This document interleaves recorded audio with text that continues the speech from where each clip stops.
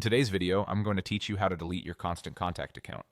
By the end, you'll know exactly where to go, what to click, and what to expect so you can close your account confidently and without surprises. Before we begin, a quick note to help you avoid headaches later. Deleting your account is permanent and removes access to your contacts, campaigns, and reports. If there's anything you might need later, like contact lists, email templates, invoices, or performance data, export and download those files first.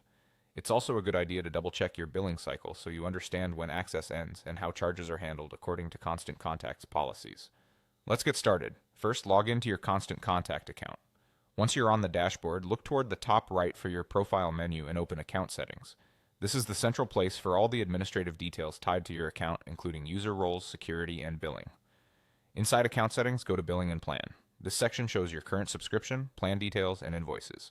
It's where the cancellation option lives, and reviewing it here ensures you're working directly with your active plan information. Next, select Cancel Account.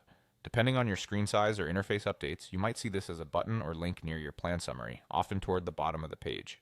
Clicking it opens the guided cancellation flow, which is designed to confirm your intent and explain what happens to your data and access. From here, follow the prompts to confirm deletion. You may be asked to choose a reason for canceling, acknowledge what will be deleted, and review the timing of your cancellation. Sometimes immediately, and other times at the end of your current billing period. Read each screen carefully, especially any notes about refunds or remaining charges. You might be asked to re-enter your password or complete a verification step to protect your account. When you reach the final confirmation, submit it to complete the process. After confirming, you should see a success message, and in most cases, receive a confirmation email.